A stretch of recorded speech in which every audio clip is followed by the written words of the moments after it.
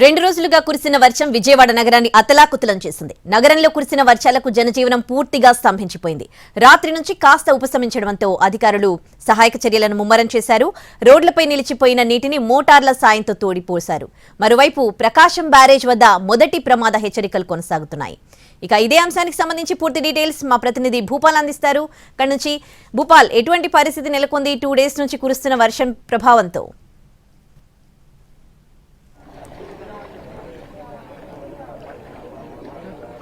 ఉదయశ్రీ, ప్రస్తుతం అయితే మనం విజయవాడ నగరంలో అంటే జక్కంపూడి వైఎస్ఆర్ కాలనీ వద్ద ఉన్నాం. ఈ కాలనీకి సంబంధించి ఈ కాలనీకి వెళ్లే రహదారులు అంటే మొత్తం కూడా రోడ్లన్నీ కూడా మూసుకుపోయిన పరిస్థితి మనం చూస్తున్నాం. మొత్తం కూడా ప్రధానమైన రోడ్లు అదేవిధంగా కాలనీలు అన్ని కూడా ముంపుకు గురైనాయి.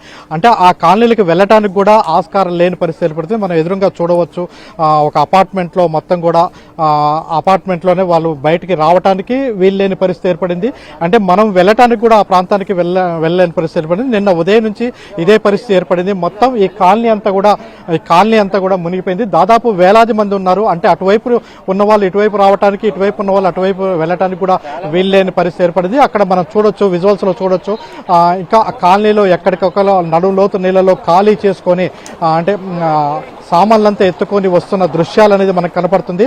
అయితే గత రాత్రి నుంచి కొంత మేరకు వర్షం తగ్గుముఖం పట్టిన నేపథ్యంలో కొంత వరద తగ్గింది. అయితే దీనికి సంబంధించి ఇప్పటివరకు ఈ ప్రాంతానికి సంబంధించి అధికారులు ఎవరు రాలేదని చెప్తున్నారు. అయితే ఈ ప్రాంతానికి వచ్చే వాళ్ళని ఎవరిని కూడా పోలీస్ యంత్రాంగం రానివ్వట్లేదు.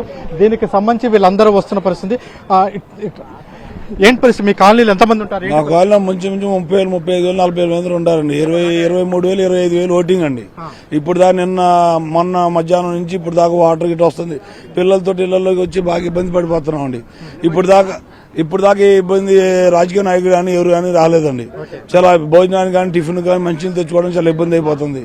ఆ పాములు తేళ్లు మొత్తం అంటున్నాయండి ఇళ్లలో. మొత్తం ఆల్రెడీ మ్యాక్సిమం మొత్తం ఫస్ట్ ఫ్లోర్ మొత్తం మునిగిపోయండి.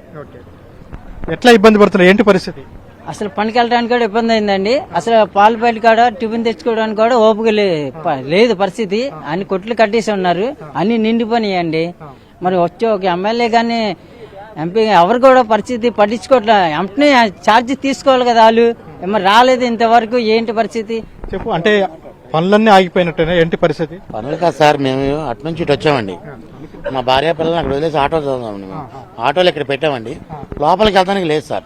వాళ్ళు ఎలా ఉన్నారో మాకు తెలియదు. ఏదో ఫోన్ చేస్తున్నాం ఛార్జింగ్ ఉన్నంత వరకు. మరి లోపలికి వెళ్తానికి లేదండి. ఒక నాయకులు కానీ ఎవరూ రాలేదు సార్. భోజనం పరిస్థితి ఏంటిది? ఎట్లా ఉంది? భోజనం ఏంటి సార్? మంచినీళ్ళు లేవు సార్. భోజనం దాకా వెళ్ళారు. మంచినీళ్ళు ఇచ్చేవాడే లేడండి ఇంతవరకు. రాత్రి 2:00 నుంచి ఉన్నాం సార్. 2:00 నుంచి మరి ఇప్పుడు అట్లా మనం చూస్తున్నాం. వీళ్ళందరూ కూడా అంటే ఇండ్లు ఖాళీ చేసి వస్తున్న పరిస్థితి ఉంది. ఎక్కడి నుంచి వస్తున్నాం? కాలనీలు ఎంతమంది ఉంటారు కాలనీలో? మొత్తం ఒక 70,000 మంది ఉంటాం. అంతమంది ఉన్నారా? ఓకే. మొత్తం నీళ్లు వచ్చేసినాయండి. వాటర్ మొత్తం వచ్చేసింది. నీళ్ళలో సామాన్లు మొత్తం కొట్టుకొచ్చేస్తున్నాయి.